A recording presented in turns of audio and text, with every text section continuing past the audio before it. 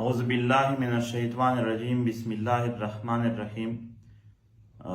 ټولو پښتنو ته ټولو اوریدونکو ته سلام کوم. السلام علیکم ورحمت الله وبرکاتہ. خدای دې وکړي چې روغ وئ جوړ وئ. چې څومره هم د پښتون په خاوره د سیاسي ګوندونو مشران دي، ځوانان دي، ورکر دي، چې څومره هم مختلف پروفیشن دي، هغه د وکیل، د صحافي نه راواخله تر تاجر، تر ټیکهدار، تر ټرانسپورټ او تر مزدور یونین پره، یا نور څومره دي، ډاکټر دی، ټیچر دی، انجینیر دی، تر سټوډنټ یونین پره، یا په دې خاوره باندې څومره هم د پښتنو سیمې دي، ضلعې دي، هر کله علاقه مشران لري، دغو ټولو ته یو پیغام. زما ډېر محترم او ځورېدلی ولس، د ولس مشرانو، ځوانانو، وګړیو، د ډېرو مودې راسې ستاسو وینې تویېدلې. په دې وطن باندې جنګ او غضب خو دا عبث نه و. موږ او تاسو د ټولې دنیا مخکې ولیدل چې زموږ په وینه باندې دا وینه څه جنګ نه بلکې یو کاروبار و، یو کاروباري جنګ، یو ډالري جنګ لاندې دا هر شی ارګنایزډ و، خلکو پې ډالر ګټل، زموږ وینې تویېدلې. 80,000 نه باندې شهیدان شولې ملته، په زرګونو ورک دي، 2 لکه نه باندې کورونه ړنګ شول، 80 لکه 70 لکه نه باندې خلک وار په وار بېکوره شول، ودرېدل، وځپېدل، بازارونه ړنګ. او نن هم د غیر یقیني ژوند کوي. د سبا ورځې اندازه دې نه لګي چې په خپل کلي علاقه کې به په امن وې که نه به وې. دا هسې نه دي. د دغې تر شا یو لویه پروژه چې زموږ او ستاسو ټولو تر مخ اوس یې نور په دې زه بیس نه کوم، اوس د هغې هر څه حقیقت زموږ د ملت مخ ته او د ټولې دنیا مخ ته په لویو ثبوتونو، بلکې په داسې ثبوتونو چې په دې خاوره جنګ غوښتونکو خپل بیانونه کړي دي چې او دا موږ د دې دپاره کوو، هغه ټول موجود دي. محترمو، ستاسو وسایل د بل په قبضه کې وو. ته چې نن ناسیاله ژوند کوې، ته چې نن بېروزګاره ژوند کوې، ته چې نن په روزي او اوبه پسې پردي وطنونو ته ځې او هلته ذلیل ژوند تېروې، د مسافرۍ ژوند تېروې، خپله خاوره و کلی در نه پاتې کېږي. اصل وجه دا ده چې ستا وسایل چې خدای در کړي دي، معدنیات، هغه بل چا در نه وړي دي. د اوبو نه واخله، د بجلو نه واخله، د دې خاورې په غرونو کې موجود قیمتي کاڼي تر سره زر پورې، په دې خاوره څومره ځنګلات تر لرګیو پورې، دا چې څومره دي حتی کې دا خاوره باندې ټوبیکو ته یعنې فصل پورې، دا ټول د بل په قبضه کې او د بل په ګټه کې دي. ځکه تا ته اوریجنل او روغه ګټه نه راځي چې ته ژوند پې جوړ کړې. ستا د خاورې امن خرابول، ستا د خاورې وسایل لوټل، دا چې چا کول هغه کمزوري خلک نه دي. هغو د دې دپاره ډېر لوی، ډېر قوي سیټ اپ جوړ کړی دی. ټول طاقتونه یې، ټول پوځونه یې، ټول منظمتیا یې تر نن ورځې پره په دنیا کې که د بل یو چا پر خلاف استعمال کړي وي، ما ته راوښیه چې دی د دغې ملک یا د دښمن یا د پلانکي خلاف استعمال هر چا ته ټیټ شوی دی. خو نه چې ستا ورځ راځي بیا نه په جاز، نه په ټانک، نه په انتها پسند، شدت پسند تنظیمونو جوړول په یو شي هیله نه کوي، تا ته خطا کړه دی هغه. لہذا د دومره لویه، د دومره منظمه، د دومره په غټه طریقه باندې جوړه دښمني مخه نیول، دا یوازې د یو تنظیم، یوازې د یو علاقې، یوازې د یو پیشې کار نه و. دې ته یو اتحاد پکار و.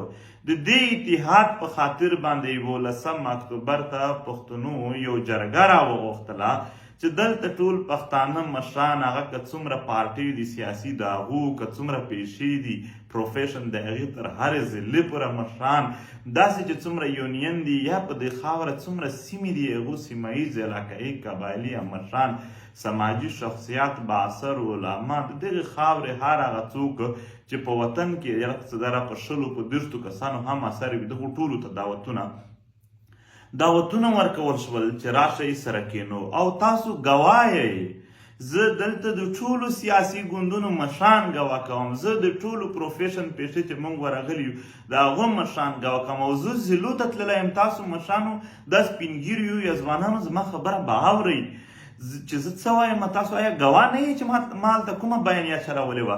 ما په دغې او بیان باندې چې راځئ پښتنو زه یې جنډا نه درکوم، زه ناره نه درکوم، زه جنډا نه درکوم، زه هیڅ نه راوړم، زه یوازې د دغې وطن د غمي د څه ثبوتونه درته ږدمه او د هغې هم چیلنج درکوم چې که غلط ثابت شول یا غلط وو هر څه سزا چې وي اول یې ته راکه کمه. خو راځه کینو د دغې وطن تیر ژوند خو تیر شو، راتلونکی د غرب ته راتلونکی دی تباه او برباد دی، ټول د خطر لاندې، ټول د یو بدنامۍ د یو بېعزتۍ لاندې او د ضلالت لاندې د پردیو وطنونو ژوند ته مجبور یی. دغه بیان یوه بله خو نه وه که نه، د دې دپاره چې کله پی ټي ایم لاړخه دا کوشش وشو چې په رښتونې توګه د ورونو په شانې دې ته وکتل چې ملا دی، امید دی، د کوم ګوند دی، د کومې سیمې دی، د کومې پیشې دی، بلکې هر ټول یې خپل ورونه شمار کړل. د یو مسلمان او د یو پښتون په حیث باندې ټولو ته دعوتونه ورکړل، 10,000 کمه بیر دعوتونه وشول. او دا هم یو لوی حقیقت دی چې ټولو ګوندونو د ټولو ګوندونو مشرانو، ځوانانو، وګړیو، د ټولو سیمو سیماییزو مشرانو، د ټولو پروفیشن یعنی پیشو یونینو مشرانو او ځوانانو یا دلته سماجي شخصیات با اثر یا نور چې څومره هم دي دغو هم یو لوی ویلکم ورته وکړو. ټول په اول ځل په ډېرو وختونو نه پسه یعنی دغه ته راغل پوزیشن ته چې دوی دا اراده وکړه چې موږ سره یو کېږو.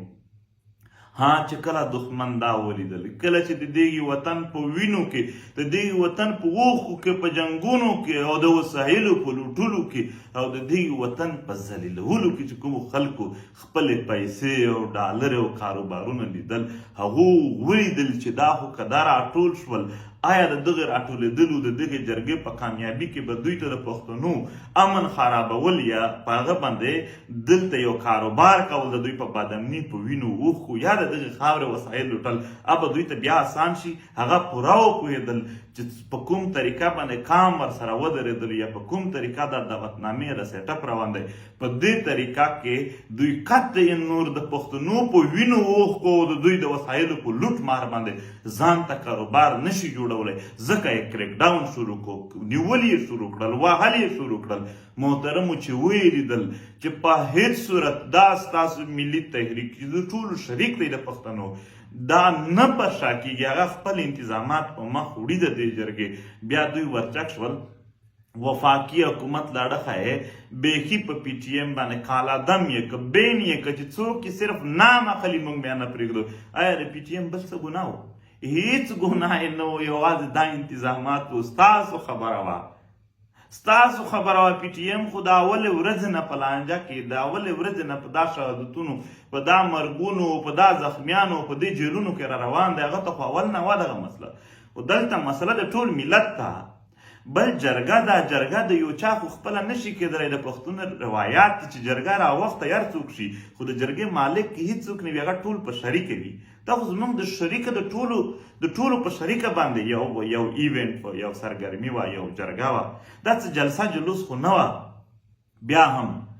بیا هم دوی چې کله په پی ټي ایم بندیز ولګول او وپوهېدل چې دا هم کار نه کوي، حملې شروع کړلې په هغه ګراوند باندې، هغه میدان. ستا د غریبۍ په 10,000 روپۍ باندې راجوړې هغه خیمې چې پښتون په دې غریب ژوند کې سره راجوړې کړل، هغه ته ورونه درنه ورکړل، هغه یې درنه وسوځلې. موږ بیا نه شو پر شا. 3,500 نه زیات ملګري چې اوس تر 400 تعداد واوښتلو هغه ونیول شول.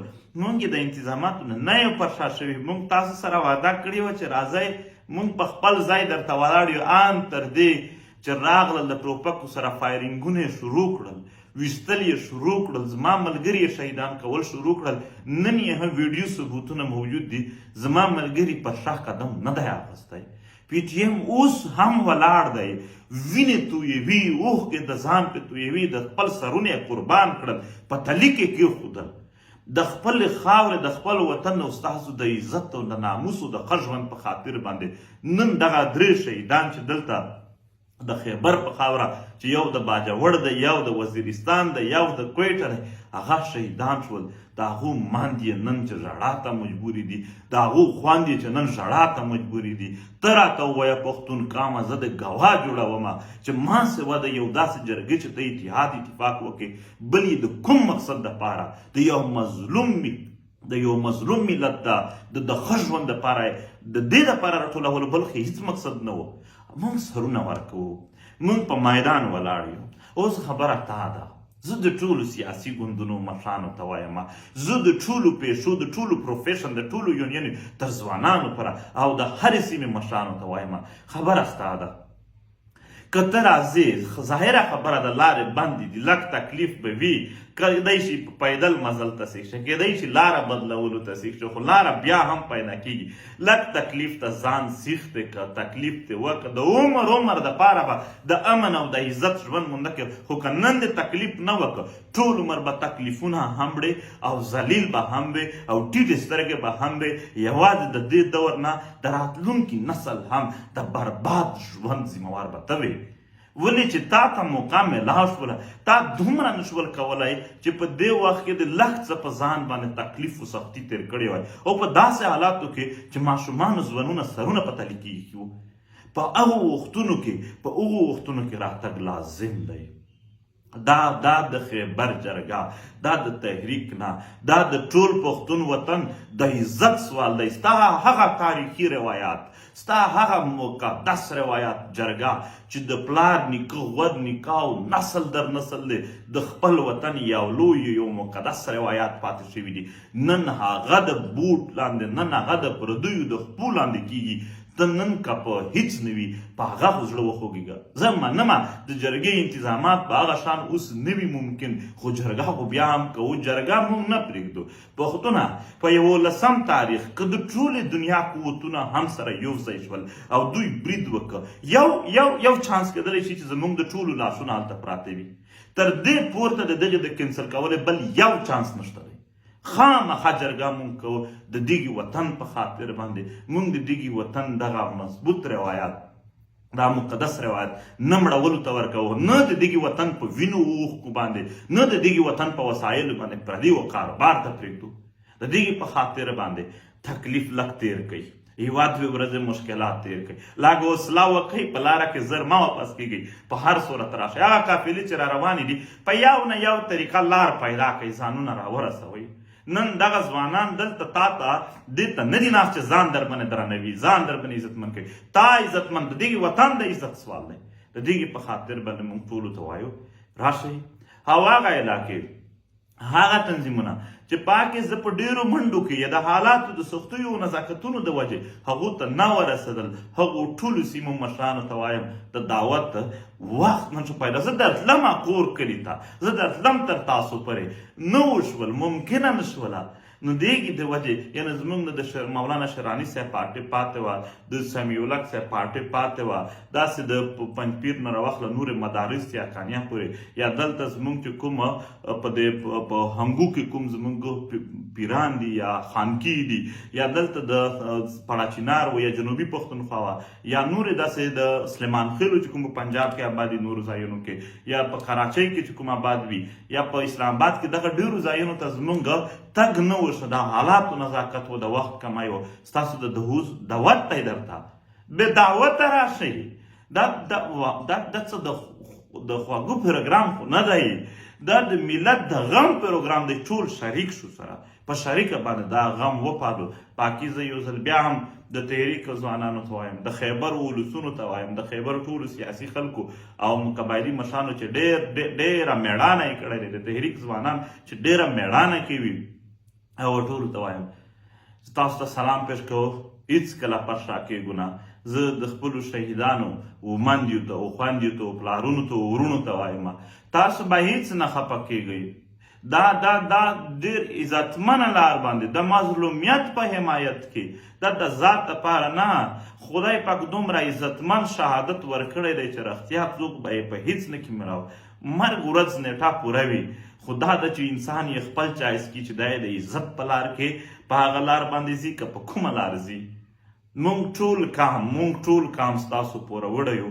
بیا به هم سبا 3 بجې ته د شهیدانو جنازې دي. هغه ته به د شهیدانو خپلوان هم راځي، خاندانونه به راځي. هلته به د شهیدانو په هکله او د مبارزې په هکله بیا خبره کیږي. دا اوس پیغام د خپل ملت ټولو سیاسي ګوندونو مشرانو او ځوانانو ته، د خپل ملت چې څومره هم زموږ مختلف پروفیشن دی هغو مشرانو او ځوانانو ته، چې څومره خلک دی قبایلي علاقایي مشران دی هغو ته و ډېره مننه کوم. خدای مو تل راته آباد لره، هیڅ کله نه پر شا کېږو. دا وطن تر ځانورو پورې راته سوي دي. په دې حالاتو کې پر شا کېدل یعنې دا به بېغیرتوب وي. نه یې کوو، یو یې نه کوو، کلک ورته ودرېږو. سرونه ځي، پروا نشته دی، سرونه ټیټوو نه. ناکامي مو هم قبوله ده، خو غلامي و ټیټ سر مو نه دی قبول. په دې خاوره باندې دا موږ نشو کتلی چې دا څه روان دي. د دې په خاطر به ټول راپاسو. خدای مو تل راته آباد لره، خوشحاله اوسئ. دواړو لاسو سلام درته کوم. او زه به په 11 اکتوبر نه مخکې یعنې چې نن نه سفر را شروع شي، ګورم چې ټول راشي. آباد اوسئ. مقابله د پښتنو د دښمن ده. راځئ میدان ته. خوشحاله اوسئ.